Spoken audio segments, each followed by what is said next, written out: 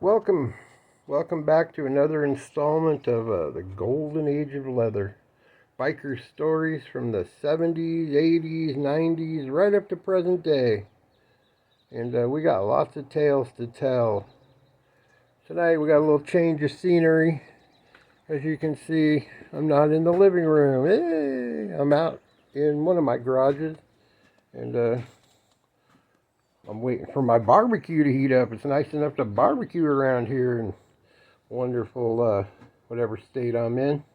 Colorful, you know. Anyway, we're going to finish up the story of me going to Mexico. So, I'm not exactly sure where I left off, but I'd been down there a while and I was getting tired of being there. The only people that wanted to give me love were guys, and I'm not really into that, despite what some of the haters might think. I got lots of haters these days because I've been talking smack on the internet about liberals, but that's a whole different venue and a different time. We do that on the side so that we can get our 50 cents from eBay. I mean, not eBay, Facebook. Oh, Freudian slip. Anyway, so I'd been down there a while, and those guys, like, they're home, and they don't want to drag a gringo around. It cuts into their style. So they left me out on the ranch with Uni. That was his name, Uni. That guy, I swear, he wanted to pound my backside. And he even came to the States a couple times, and even up here he acted like he was a little light in the loafers. Anyway, I had enough. And so I was laying there in the bunkhouse trying to sleep, and I'm just like tossing and turning, and it's almost Christmas. And I wanted to get back home to see this gal I was living with and have Christmas at home, and things weren't really exactly going great. But I did, oh, strangers. Anyway, I did manage to get a little bit of smoke, and I had that all conveniently stashed in the truck. And whoa, almost dropped you. Hey, you're looking good tonight. Anyway, had it all put up into the vehicle, took all the other containers out, and it's a good thing too, and we'll get to that part. But anyway, I take off in the middle of the night. I have no idea what direction. I kind of just had a gut feeling on which way to get back to the road, the main highway, which is quite a ways. Well, it's raining and it's muddy, and my truck's two-wheel drive, and the streams are all swollen up. Anyway, I end up taking off, and pretty soon I'm going up this side of this hill, and I know damn well that we didn't come up a hill to get there, and the next thing you know, that hill turning into a mountain. Well, I'm going and I'm going, and we're talking one lane carved out of the side of this mountain, and whenever you got to like a ravine or a bridge, it was just two like 1.5 foot wide strips of concrete kind of laid across it. I mean, you wouldn't want to walk across it, let alone drive across it. And I'm kind of freaking out, but I keep going. I keep thinking, okay, well, maybe this is going to get me back to the road. So I'm winding up and up and up and up, and pretty soon I get to a part of the road that's, well, a little itchy here. Something bit me. Sorry. I get to a part of the road that's just you couldn't get out of the truck and walk. One side's the mountain, the other side's 500 feet straight down. And I get up there, and here's like an old military truck. The axle is out. It's stuck in the middle of the road. There's all these people, and they're burning a tire to try to stay warm because it's freaking raining. And I'm like going, oh my God, what am I going to do? So there's no way around them, and I tried to talk to them, but I don't speak Spanish. And the gist I got was that it was going to be several days before they were going to be able to get that truck out of the road. And they're like, well, where do you think you're going, gringo? And I'm like, I'm trying to get back to El Paso or whatever, and they basically told me I was going the wrong way, and I was. So I backed up, until I found a place, and there's cars coming up. I'm like freaking out. Anyway, I backed up till I found a place wide enough that I could actually kind of maneuver back and forth like Austin Powers in that movie where he's on the golf cart thing. I finally got turned around, heading back down, and now, I'm hitting these ravines, and I'm freaking out because I'm like, where in the F am I?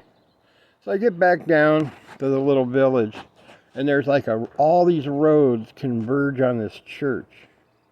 And it looks like a Taco Bell from the 60s, it's got the bell hanging in the little cutout there, and I'm sitting there just praying my ass off, and thank you, Lord, for taking care of me that day. Lightning's flashing in the sky. It was really creepy. I can't even describe it to you. It was like something out of a movie. And I'm like, please, God, just get me either back to the ranch or home. And so anyway, I take off down this road that I actually think is taking me back to the ranch. And it wasn't. It took me to the highway. I hit that highway and I took off. And anyway, I got to Chihuahua, and I think I don't know how much I paid for some gas. Amazingly, there was someone there that spoke English, and they told me, yeah, just go that way. And I got on the highway, and I'm cruising, and the sun's finally coming up, and I pull over to take a piss. Now, one thing about Mexico, the ditches on the side of the road are all full of garbage. I mean, and they like to do that here. I mean, everywhere you go, no offense if you're Mexican from Mexico, but you'll see couches and garbage all over in the ditches. But there, I was like, I get out to piss, there's like a couple dead cows. They're all bloated and hissing. They get so bloated that all the gas has to come out, and they're hissing. I'm like, oh, what the F. Anyway, so I get back in the truck, and I keep cruising. I gotta go check on my grill. We'll just walk over here. Anyway, I get back in the truck, and I'm rolling, and finally I see the border, and I'm like, oh yeah, we're getting there. Anyway, I see the border, and I'm like, cool, home is just on the other side.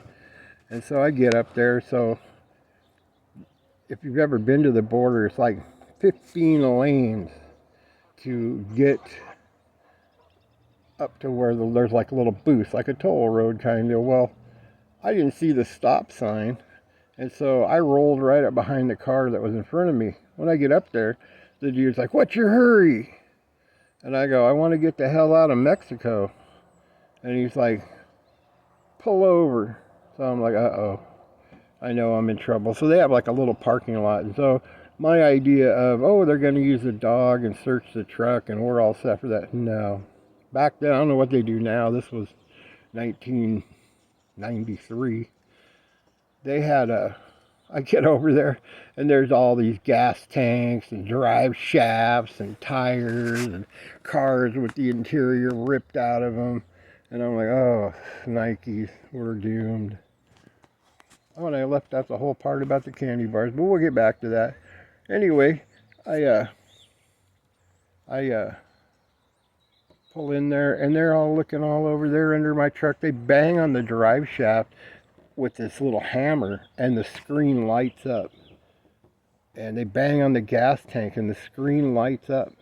And if there's anything in there, it'll be a black spot, and then they just start dismantling your vehicle. So then they got this sniffer. It's a computerized dog, and that thing's sniffing my vehicle, and it picks up that jute cord, and they think I got weed, and I did have some, but that was well hidden. They weren't going to just find that. Anyway, long story short, I got somebody walking up on me. Long story short, after about 2 hours of going back and forth with these people, I managed to get across the border. And when I got across the border, let me tell you, I kissed the sidewalk. First thing I did was found a restaurant and went over and had a nice, good old hamburger, man. I'm coming in here so that people don't think I'm a weirdo talking to my phone, even if I am. Anyway, like I said, the soft meat that I had was boiled jerky basically, and tacos were all just like jerked meat. It wasn't soft, and if you didn't have teeth like I barely have now, you weren't eating it. Not saying it wasn't good. I'm just saying it was something. Anyway, just a little side note, when I was coming out of Mexico and the sun came up, I hit a little checkpoint there. It's the Mexican federales, you know, and they're all pulled me over, and they're like, they don't speak English. And they're like, you know, gringo, you know, and they pull my truck up on this little lift thing. And then the guy walks up to me, and they're underneath looking around under there, because they think I'm either bringing out drugs or guns in. But they end up going underneath my truck, and the federale's looking around inside my truck, you know, looking in there, and he sees the Hustler magazines and the biker magazines. And I guess we can go back out. He turned. Anyway, they see all that stuff. And they're like, and the candy bars, like a little whole box full of full-size Hershey bars. And he's like, what's that? That much English he could speak. He's like, what's that? I said, I picked it up. And I showed it to him. And I go, for you. And he grabbed them and took them. And he goes like this. And they pulled my truck off of there. And I kept going. Anyway, got to America. I drove straight through, man. There's checkpoints everywhere coming up out of El Paso. Oh, I did stop in Walmart. I bought a Dwight Yoakam CD, and I traded in all my pesos that I had left. They take them at the Walmart in El Paso. And had my brand new rattlesnake cowboy boots. I had those things until about a year ago, and I never wore them, so I sold them. But yeah. Anyway, got home.